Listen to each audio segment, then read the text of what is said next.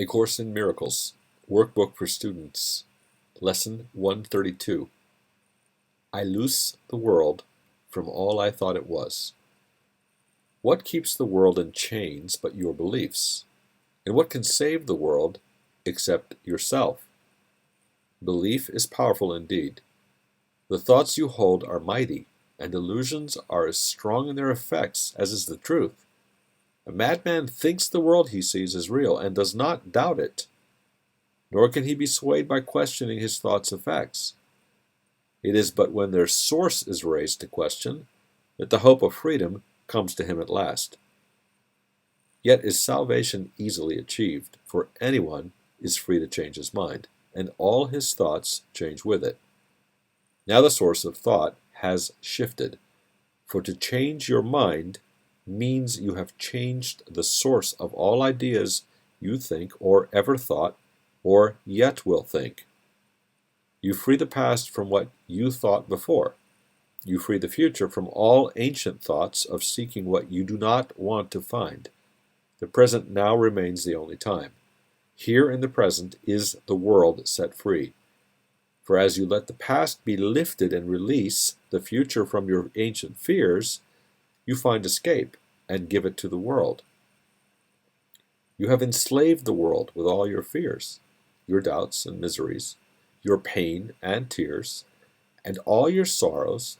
Press upon it and keep it a prisoner to your beliefs. Death strikes it everywhere because you hold the bitter thought of death within your mind. The world is nothing in itself. Your mind must give it meaning, and what you behold upon it are your wishes, acted out so you can look on them and think them real. Perhaps you think you did not make the world, but came unwillingly to what was made already, hardly waiting for your thoughts to give it meaning. Yet in truth, you found exactly what you looked for when you came. There is no world apart from what you wish, and herein lies your ultimate release. Change but your mind on what you want to see, and all the world must change accordingly. Ideas leave not their source. This central theme is often stated in the text and must be borne in mind if you would understand the lesson for today. It is not pride which tells you that you made the world you see and that it changes as you change your mind, but it is pride that argues you have come into a world quite separate from yourself, impervious to what you think, and quite apart from what you chance to think it is. There is no world. This is the central thought the Course attempts to teach. Not everyone is ready to accept it, and each one must go as far as he can let himself be led along the road to truth. He will return and go still farther, or perhaps step back a while and then return again. But healing is the gift of those who are prepared to learn there is no world, and can accept the lesson now. Their readiness will bring the lesson to them in some form which they can understand and recognize. Some see it suddenly on point of death and rise to teach it.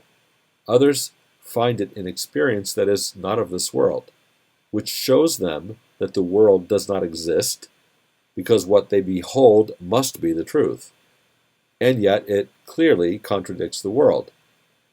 And some will find it in this course and in the exercises that we do today.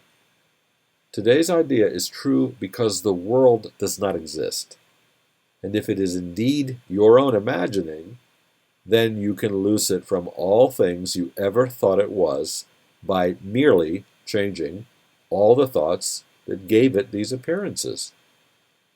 The sick are healed as you let go all thoughts of sickness, and the dead arise when you let thoughts of life replace all thoughts you ever held of death. A lesson earlier repeated once must now be stressed again, for it contains the firm foundation for today's idea. You are as God created you. There is no place where you can suffer and no time that can bring change to your eternal state. How can a world of time and place exist if you remain as God created you? What is the lesson for today except another way of saying that to know yourself is the salvation of the world? To free the world from every kind of pain is but to change your mind about yourself. There is no world apart from your ideas because ideas leave not their source. And you maintain the world within your mind in thought. Yet, if you are as God created you, you cannot think apart from Him, nor make what does not share His timelessness and love. Are these inherent in the world you see? Does it create like Him? Unless it does, it is not real and cannot be at all. If you are real, the world you see is false. For God's creation is unlike the world in every way. And as it was His thought by which you were created, so it is your thoughts which made it and must set it free, that you may know the thoughts you share with God. Release the world. Your real creations wait for this release to give you fatherhood, not of illusions, but as God in truth. God shares His fatherhood with you, who are His son, for He makes no distinctions in what is Himself and what is still Himself. What He creates is not apart from Him, and nowhere does the Father end, the Son begin, as something separate from Him. There is no world because it is a thought apart from God and made to separate the Father and the Son and break away a part of God Himself and thus destroy His wholeness. Can a world which comes from this idea be real? Can it be anywhere? Deny illusions, but accept the truth. Deny you are a shadow briefly laid upon a dying world. Release your mind, and you will look upon a world released. Today our purpose is to free the world from all the idle thoughts we ever held about it and about all living things we see upon it. They cannot be there, no more than we, for we are in the home our Father set for us along with them, and we who are as He created us would loose the world this day from every one of our illusions that we may be free.